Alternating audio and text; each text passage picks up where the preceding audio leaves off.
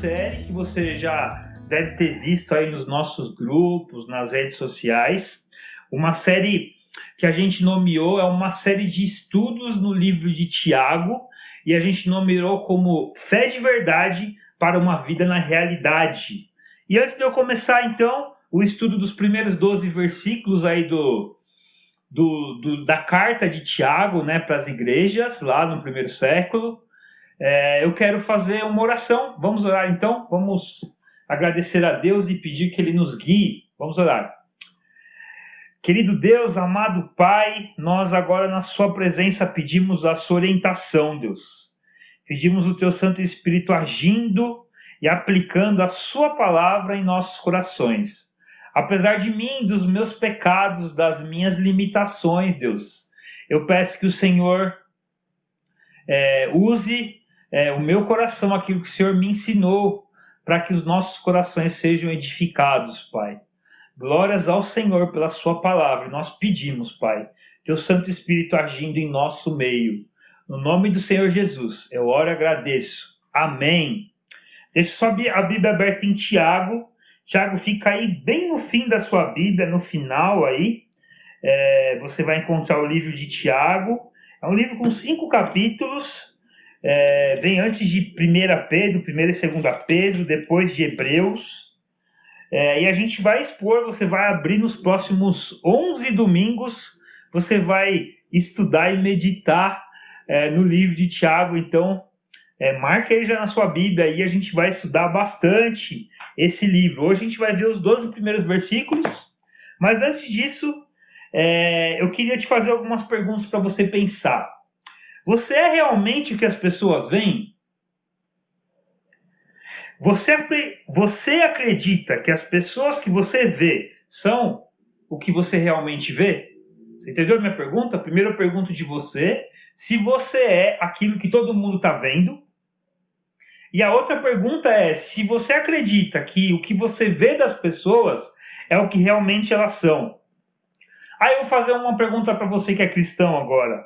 A fé que você professa como cristão, a fé que nós professamos como cristãos, é uma fé verdadeira?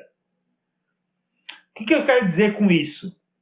Você vive mesmo o evangelho do reino, e a gente tem visto o impacto desse evangelho que você vive no meio onde você está? Isso é visível? Você consegue ver o impacto que o verdadeiro evangelho causa por onde o evangelho passa na sua vida, na nossa vida como cristãos? Será que, se a gente vivesse o evangelho de verdade, o nosso país estaria do jeito que está? Será que, se a gente vivesse o evangelho de verdade, a nossa família estaria do jeito que está? Será que, se a nossa igreja vivesse o evangelho do jeito de verdade, o nosso bairro estaria como está? Será que não seriam impactados o nosso bairro, a nossa família ou até o nosso país com o evangelho sendo vivido de verdade? Será que a gente não vive um evangelho meio escapista, sabe? Aquele que foge da realidade, que cria um mundo totalmente diferente dentro da igreja, dentro do contexto cristão, dentro daquele evangeliquez, sabe? Aquele evangelho que só a gente entende, só a gente vive. Será que a gente não está vivendo um tipo de evangelho que está fugindo do mundo e está deixando de impactar o mundo? Que está separando as realidades ou está criando uma realidade alternativa? Criando uma realidade alternativa àquela que a gente devia estar vivendo, que é a realidade real que acontece por aí. Será que então a gente não está, quando a gente está vivendo essa realidade criada por nós, nesse evangelho perfeito, que nós chamamos de evangelho perfeito, a gente não está fugindo da nossa responsabilidade com a justiça, a nossa responsabilidade com promover o reino no lugar onde nós estamos? Eu estou fazendo essas perguntas porque quando eu paro para pensar se a gente não está realmente vivendo tudo isso que eu estou perguntando para vocês, eu penso assim, que Deus nos livre disso.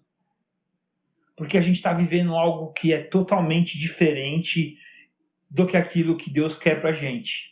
nessa nossa tentativa de construir essas realidades inventadas. Seja você de construir uma vida sua que não é real, e é isso que a gente vende nas redes sociais, né? Uma vida feliz, perfeita, só de alegria, só de pratos bonitos, só de viagens legais, só de roupas legais, só de alegria, né?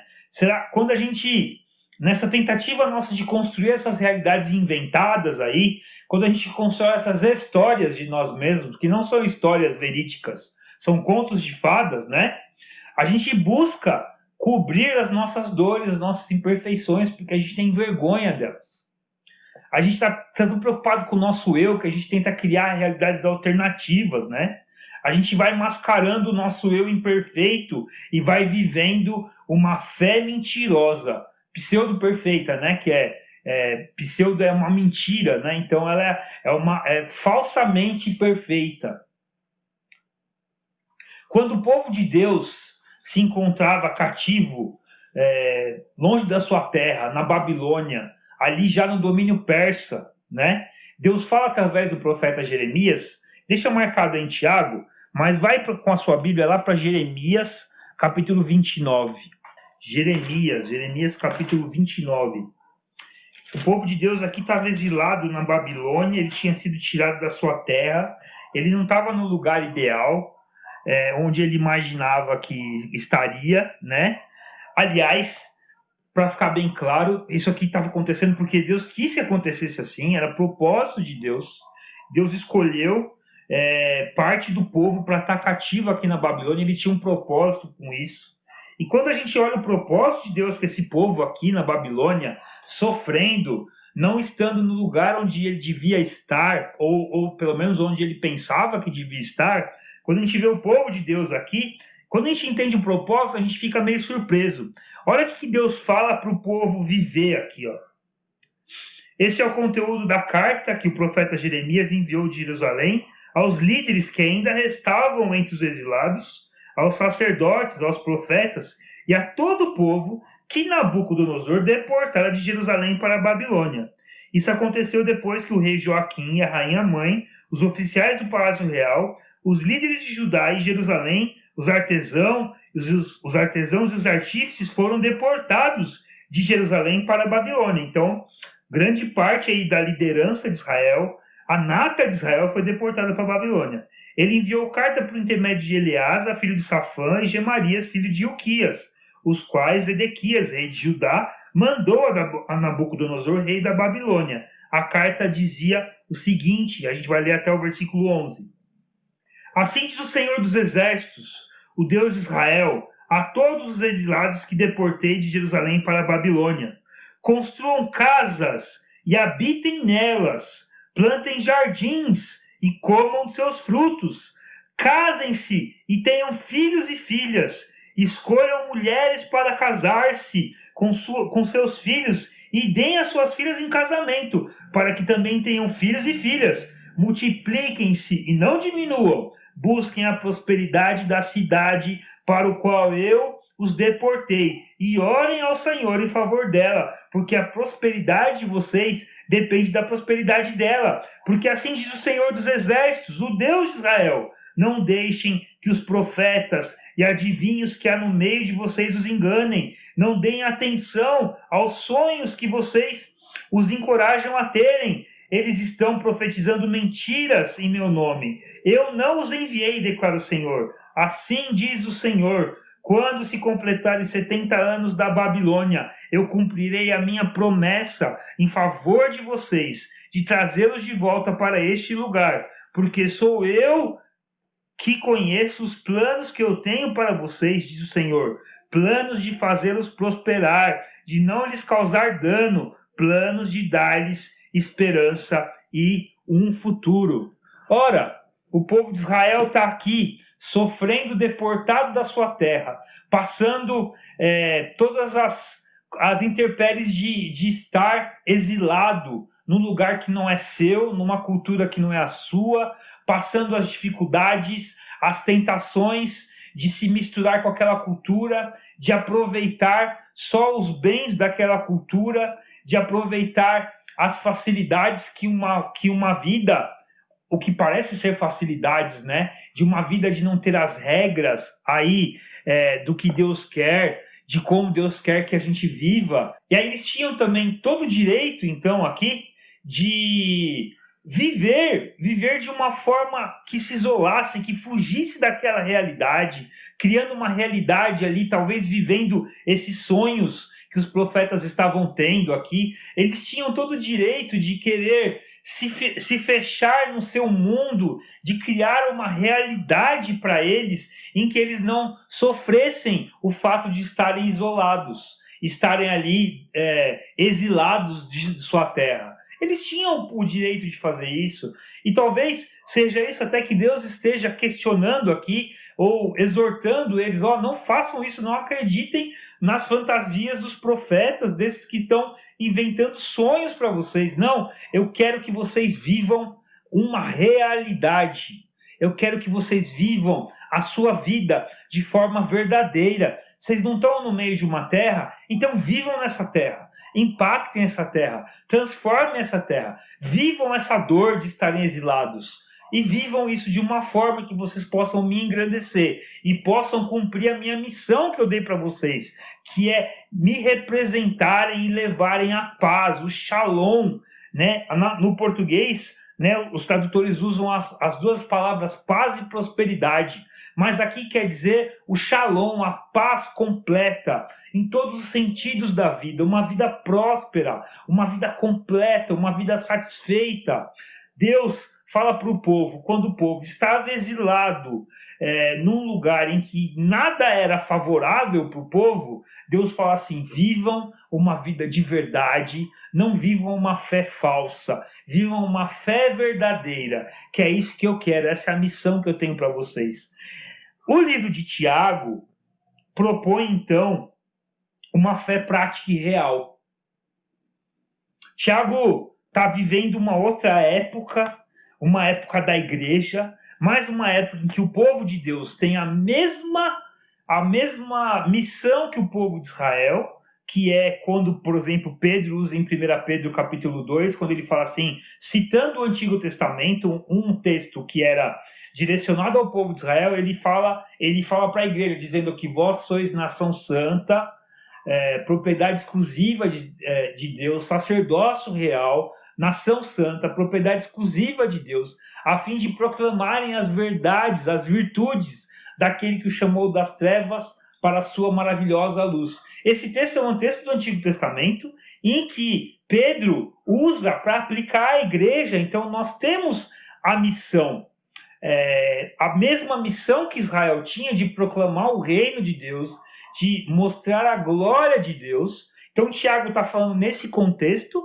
da nossa missão como igreja, e ele propõe então uma fé prática, né? Tanto que ele fala de uma fé, a gente vai ver, por exemplo, no capítulo 2, nos versículos 26, em 3 versículos do capítulo 2, na verdade, ele falando, fé sem obras é morta, ela não existe, ela é ineficaz, ela é insuficiente, ela não serve para nada.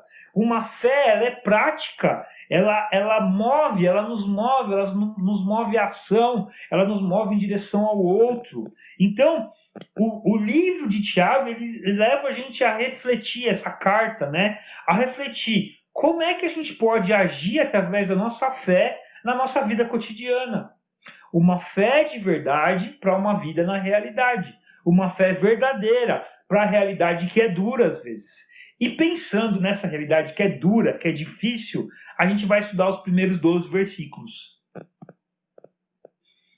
O primeiro argumento aqui de Tiago sobre a fé de verdade numa vida de realidade é que a nossa vida não é um mar de rosas, mas a gente deve se alegrar nisso. Então vamos ler aqui o livro de Tiago, a carta, né? Os primeiros versículos aqui até o versículo 12. Olha como que Tiago fala sobre essa vida de sofrimento, essa vida na realidade e como que isso a gente tem que lidar com isso. Olha como é que ele diz aqui. Tiago, servo de Deus e do Senhor Jesus Cristo, às 12 tribos dispersas entre as nações. Saudações. Meus irmãos, considerem motivo de grande alegria o fato de passarem por diversas provações, pois vocês sabem que a prova da sua fé produz perseverança. E a perseverança deve ter ação completa, a fim de que vocês sejam maduros e íntegros, sem lhes faltar coisa alguma. Se algum de vocês tem falta de sabedoria, peça a Deus, que a todos dá livremente e de boa vontade, e lhe será concedida. Peça, porém, com fé, sem duvidar, pois aquele que duvida é semelhante à onda do mar, levada e agitada pelo vento. Não pense que tal pessoa que receberá coisa, que tal pessoa, não pense tal pessoa que receberá coisa alguma do Senhor, pois tem mente dividida e é instável em tudo que faz.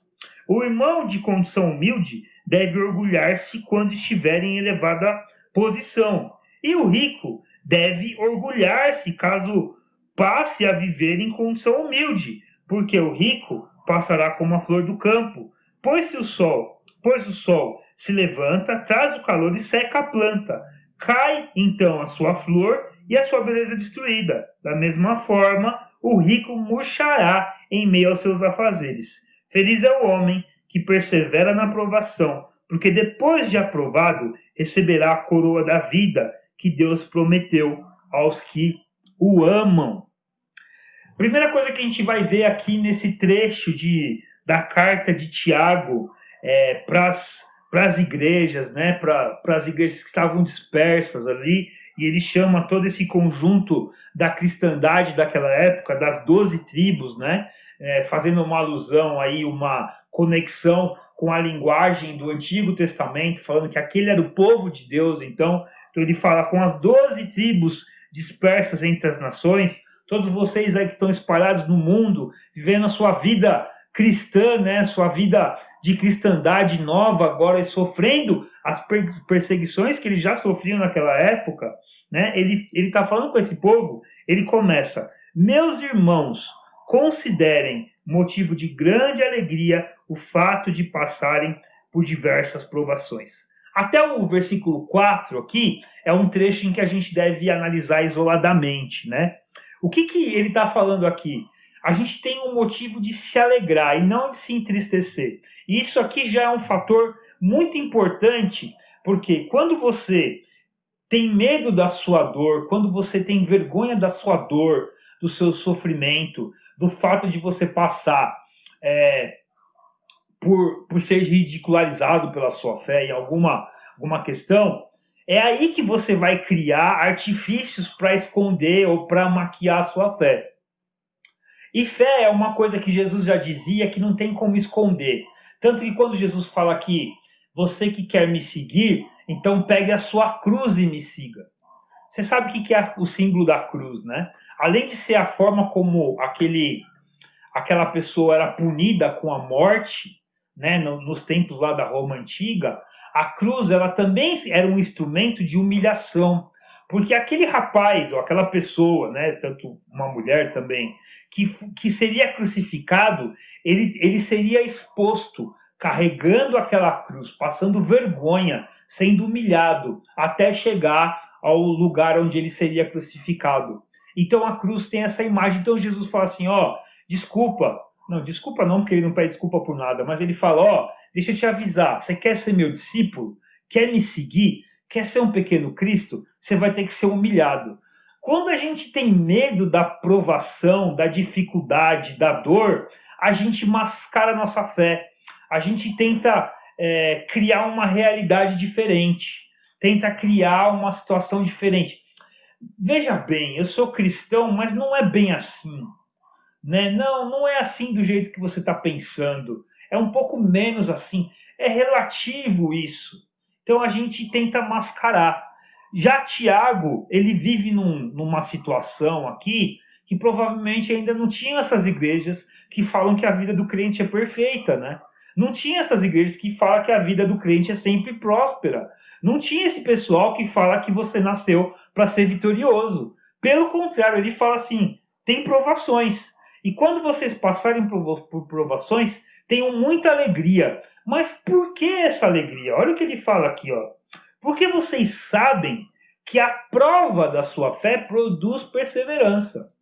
Ele diz então que as provações ou as dificuldades estão testando. É como se Deus estivesse fazendo com que nós passássemos por uma prova mesmo, prova da escola, lembra? Em que nós temos que ir bem, responder bem às questões.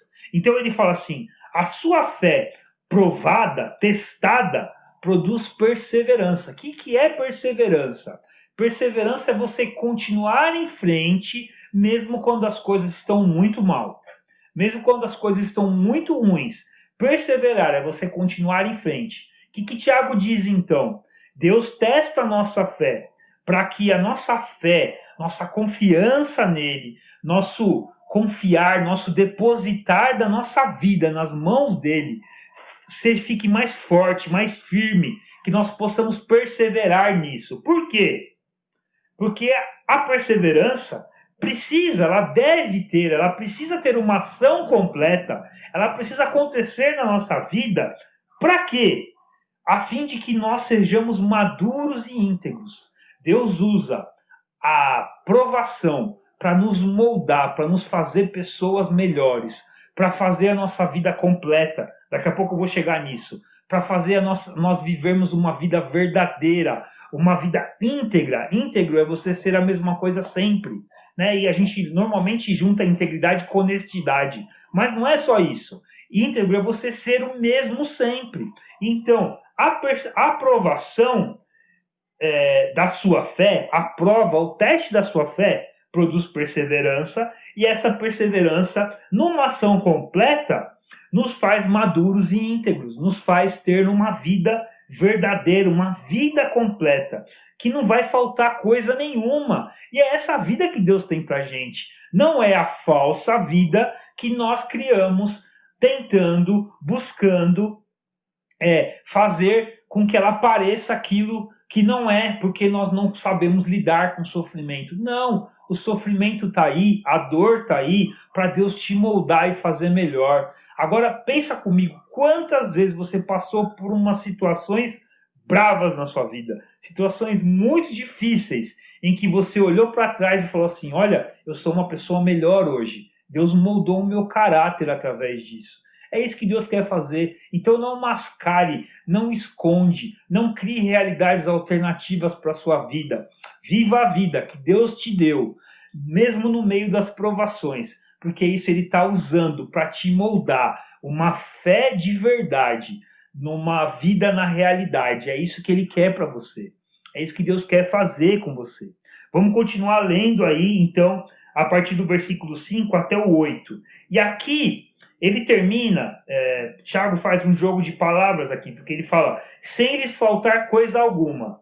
Mas aí no versículo 5 ele começa, mas se você tiver falta de alguma coisa, e dessa coisa que é sabedoria, ele foca na sabedoria porque ele entende que ela é mais importante. E o que é sabedoria? Sabedoria é é o seu conhecimento prático. É como você coloca aquilo que você sabe em prática. É o que você precisa para a sua fé ser verdadeira. A fé, a gente pode falar que a confiança em Deus pode substituir a palavra fé por confiança, mas a fé também é o conjunto de crenças, o conjunto o conteúdo que você tem dentro do seu coração, da sua mente, para que você tome decisões práticas em relação à sua confiança. Por exemplo, eu confio em Deus, que Deus me sustenta, Deus cuida de mim. Eu também sei, no meio de tudo que eu sei da minha fé, do conteúdo da minha fé, que roubar é errado. Por isso, pela confiança que eu tenho em Deus e pelo que eu sei que roubar é errado, eu confio em Deus que Ele vai me sustentar e eu trabalho duro para que, mesmo com dificuldade, eu possa sustentar a minha família. Então a fé, além da confiança, também é o meu conjunto de crenças. O que Tiago fala aqui?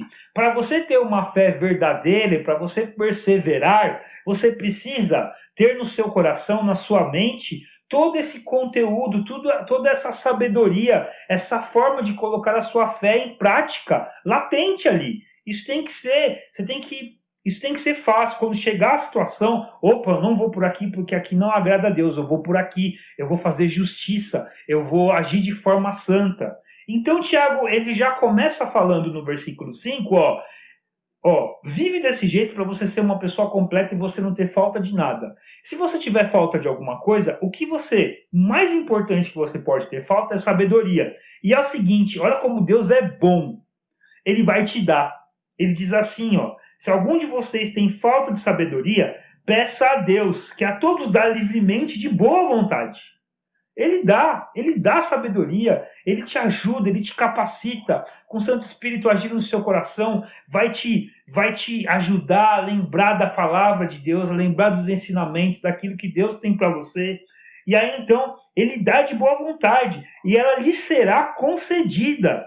Mas olha o que ele fala aqui, ele vai falar do outro aspecto da fé, da confiança. Ele fala aqui, peça porém com fé, com confiança, sem duvidar, pois aquele que duvida é semelhante à onda do mar, levada e agitada pelo vento. Aquele que duvida, ele não é constante, ele não consegue perseverar. Perseverar não é ir em frente, mesmo que tudo esteja ruim. Aquele que duvida não é constante. No primeiro momento de dificuldade, ele vai se desviar do seu caminho. Então ele fala assim, aquele que duvida é como a onda do mar, que é levada e agitada pelo vento. Não pense tal pessoa que receberá coisa alguma do Senhor. Ora, se ele está falando aqui no versículo 4 que a perseverança tem ação completa, para que nós sejamos maduros e íntegros, inteiros, e não nos falte coisa alguma, se nós não formos íntegros, maduros, completos, como a perseverança quer nos moldar, a gente vai deixar de receber tudo isso que Deus está falando que não vai faltar em nós. Por que não recebe? Porque tem a mente dividida e é instável em tudo que faz. A expressão mente dividida não é a melhor. Talvez na sua versão, na revista atualizada, tá ânimo dobre. Ânimo dobre é alma dupla. É você viver duas caras, viver uma máscara.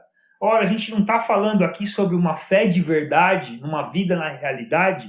Se você vive na dúvida, não confia em Deus, não persevera, não anda nos caminhos de Deus, você está vivendo às vezes uma fé de verdade, mas outras vezes uma fé falsa, uma fé mentirosa, uma fé que não é a que você professa, ou você está professando algo que não é a fé de verdade.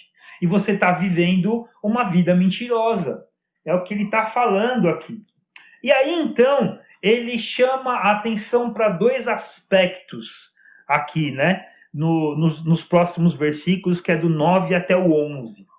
Ele vai falar da nossa atitude ideal, de como a gente deve viver, qual deve ser a nossa atitude em relação a tudo isso aqui. Por quê?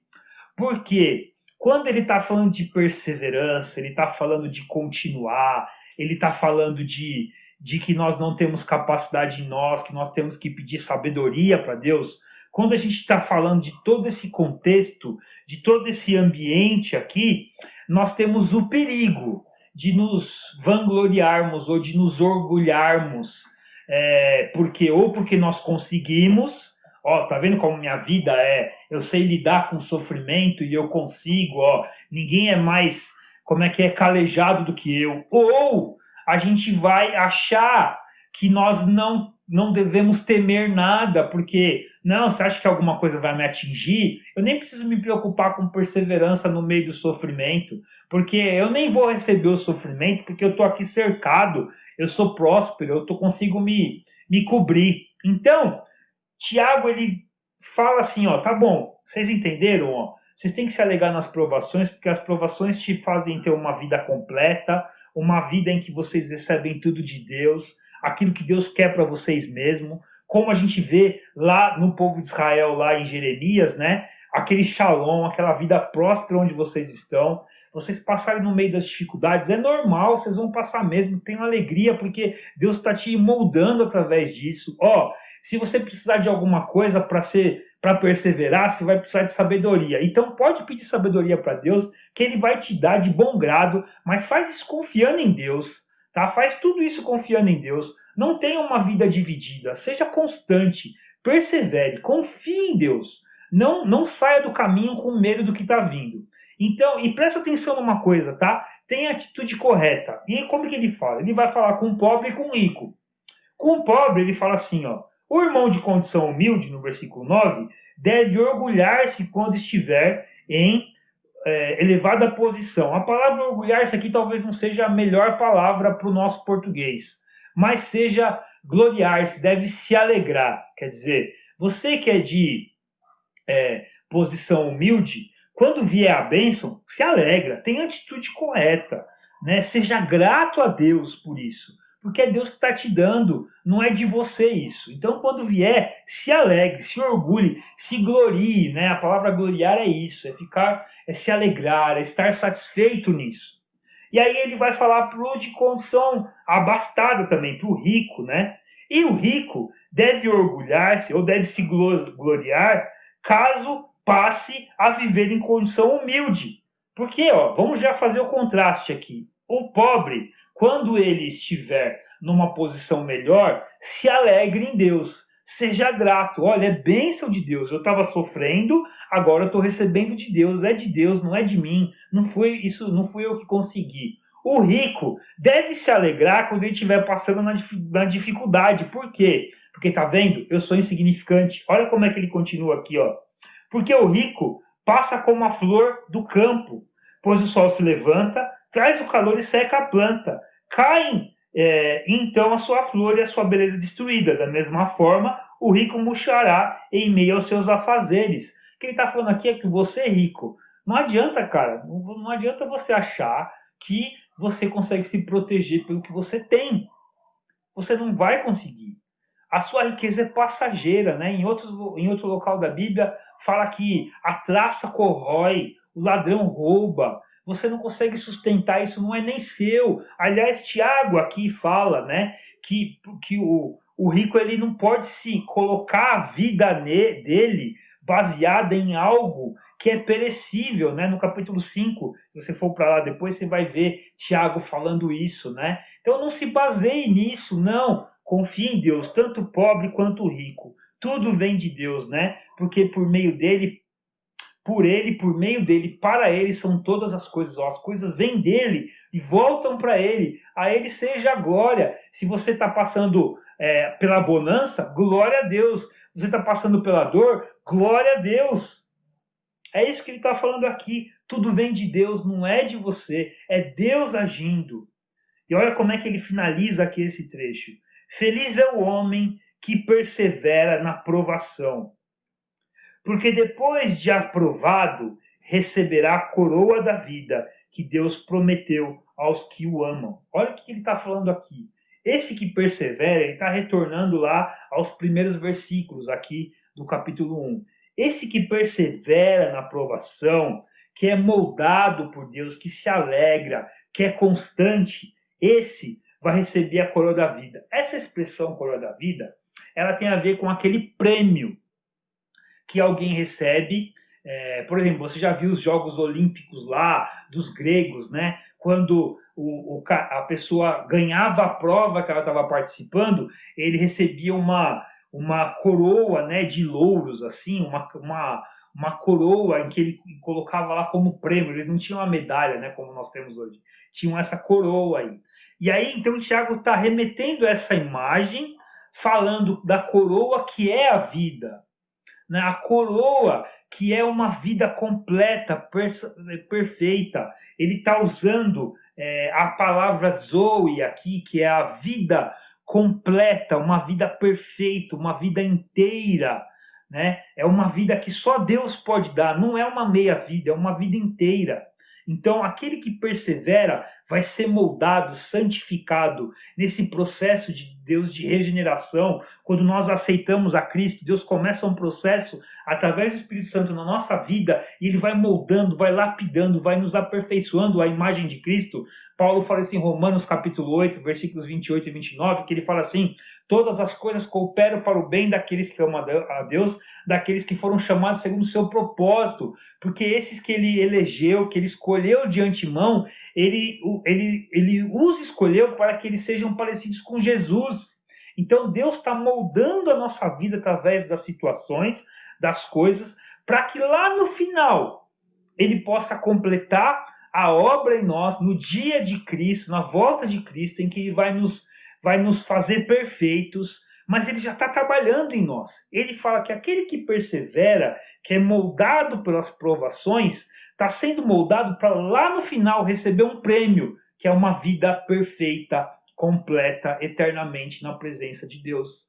E Deus já começou essa obra na sua vida. Então não tente fugir da obra que Deus está fazendo na sua vida, tentando mascarar a sua vida, tentando fazer uma fé mentirosa, tentando criar um mundo de fantasia crente, né? A Nárnia dos crentes, né? Em que a gente tenta criar aí um mundo alternativo, onde tudo é perfeito. Não, as provações estão aí para te moldar, para moldar o seu caráter e te fazer a imagem de Cristo, a imagem, a isso que Deus prometeu, aqueles que o amam. Aliás, olha aqui, aqueles que o amam também é a expressão que Paulo usa em Romanos 8, dizendo que todas as coisas cooperam para o bem daqueles que o amam. Aqui não é uma condição, aqui é a característica daqueles que Deus está falando. Os que amam a Deus são aqueles que amam a Cristo, a Deus acima de tudo, como Jesus fala, né? Lá no capítulo 14 de Lucas, né? Quando ele fala aqui, ó, quem ama a sua família mais do que a mim, mais do que a eu que sou o Cristo, não pode ser meu discípulo. Então, tem um amor que é de Deus, que é só de Deus. E é aqui que ele está falando, o amor de Deus. A gente deve amar a nossa família, mas o amor para Deus não é o mesmo do amor para a família. Tem um amor que é só de Deus. E esse aqui é o amor daqueles que seguem a Deus, que seguem a Jesus, são seguidores de Jesus. Esse é o amor. Eu queria, essa exposição desse trecho aqui, mas eu queria fazer um desafio para você. Eu queria te desafiar a transformar o seu eu, não estar mais preocupado com você mesmo, com a sua proteção, com o cuidado da sua imagem. Não estou falando para você viver a vida de qualquer jeito, não estou falando isso. Estou falando para você não se preocupar com as situações de dor e de dificuldade. Porque o quanto mais nós nos preocupamos com isso, mais nós vamos fugir da realidade que Deus tem proposto para a gente. A sua fé, Deus te deu, Deus causou a fé no seu coração e Ele te capacita para você viver uma fé de verdade no lugar onde você está. O que eu estou pedindo para você, você não se preocupe com o cuidado que você tem com você, porque quem faz isso é Deus. Quem supre, quem está moldando a sua vida é Deus. Então, às vezes, você está tão preocupado com o seu eu, dando atenção para você mesmo, tentando ser autêntico, tentando proteger quem você é, que você acaba perdendo a oportunidade de amar a Deus e de perseverar em Deus, confiando nele e sendo moldado por ele, vivendo a sua fé na prática no lugar onde você está. Eu estava lendo um livro essa semana e o autor, no meio de um outro contexto, fez uma situação de um texto do C.S. Lewis, de um livro dele, e eu fiz uma marcação aqui que tem tudo a ver com aquilo que eu acabei de falar com você. O que eu estou falando no meio da provação, aceite a provação que Deus está usando para te moldar, porque Ele quer te fazer uma pessoa diferente da que você é hoje. No mínimo, Deus não está contente, não está satisfeito com o que você é hoje. Ele quer moldar o seu caráter à imagem que Ele tem para você. Se você ficar tentando se proteger da dor, você não vai viver uma fé de verdade numa vida na realidade. Você vai ter que viver uma mentira. E olha o que C.S. Lewis fala aqui, ó. Quando nos libertamos de nós mesmos e deixamos que seja Cristo quem nos dirija, tanto mais verdadeiramente nos tornamos nós mesmos.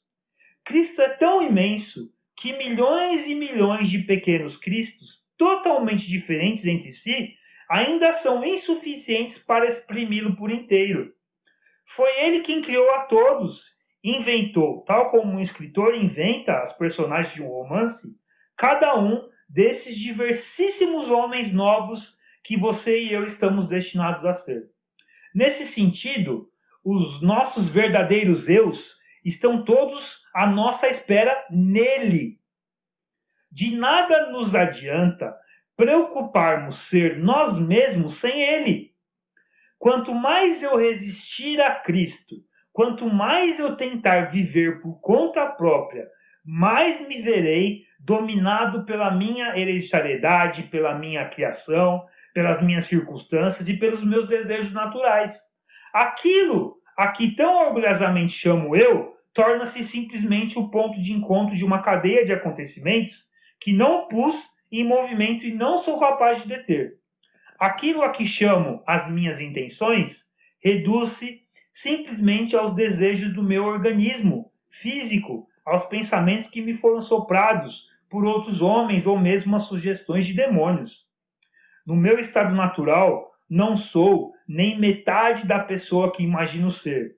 Praticamente tudo aquilo a que dou o nome de eu pode encontrar uma explicação muito fácil. É somente quando me volto para Cristo, quando me entrego à sua personalidade, que começo a ter personalidade própria. Mas para isso, tem de haver uma verdadeira entrega do eu. Você tem que lançar o fora às cegas, por assim dizer. Sem sombra de dúvida, Cristo lhe dará uma personalidade real, uma vida, uma fé real, uma vida na realidade. Vou usar o nosso termo aqui. Mas você não deve procurá-lo por isso. Enquanto a sua verdadeira preocupação continuar a ser a sua própria pessoa, você ainda não estará à procura de Cristo. O primeiríssimo passo é tentar esquecer-se inteiramente do seu eu. O seu autêntico novo eu, que é de Cristo e também seu, e seu unicamente por ser dele, não aparecerá enquanto você o buscar. Entendeu? Enquanto você buscar a sua proteção, o seu eu, você não vai conseguir se encontrar em Jesus e ter essa vida perfeita que Tiago está propondo aqui. Surgirá apenas quando você estiver à busca de Cristo. É um princípio que percorre a vida inteira, do começo ao fim, em todo o tempo, sua vida de verdade. Entregue-se a si mesmo e encontrará o seu verdadeiro eu. Perca a sua vida e salvá-la. Submeta-se à morte, à cruz, à morte de suas ambições e dos seus desejos prediletos todos os dias e à morte de todo o seu corpo no fim. Submeta-se a ela, à morte, com cada fibra do seu ser e encontrará a eternidade, a coroa da vida. Não tente reter nada. Deixe tudo nas mãos de Deus. Nada que você não tenha entregado chegará a ser realmente seu. Nada em você que não tiver morrido poderá algum dia ressuscitar dos mortos. Olha, Deus não vai te dar a vida verdadeira se você não matar essa vidinha que você está querendo proteger. Busque-se a si mesmo e a longo prazo só encontrará ódio, solidão, desespero, rancor, ruína e decadência. Busque a Cristo e você o encontrará, e com ele tudo o mais.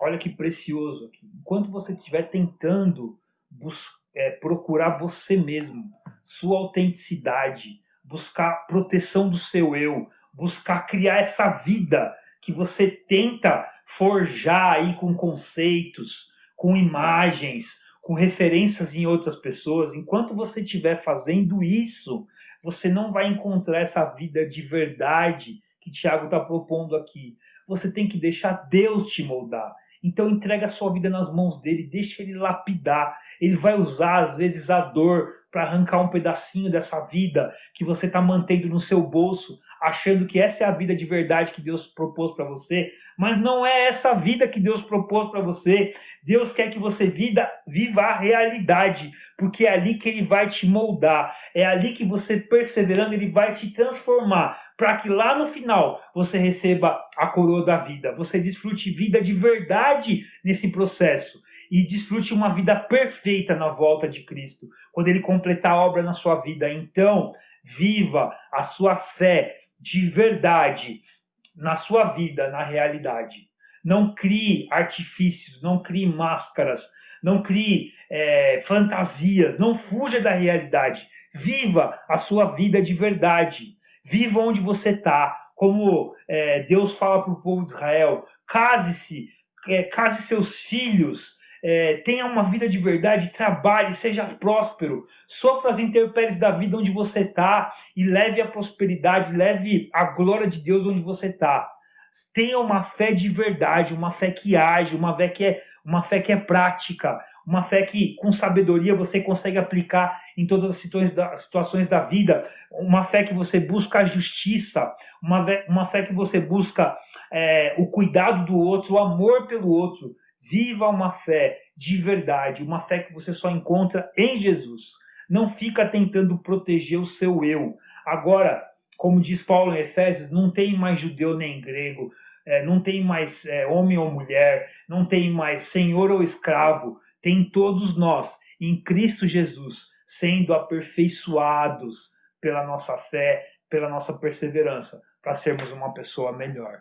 Então, deixe que Deus prove a sua fé, viva essa vida de verdade, não fuja das situações, das provações, porque Deus está usando para te fazer uma pessoa de verdade, uma vida real, uma vida completa e uma vida verdadeira.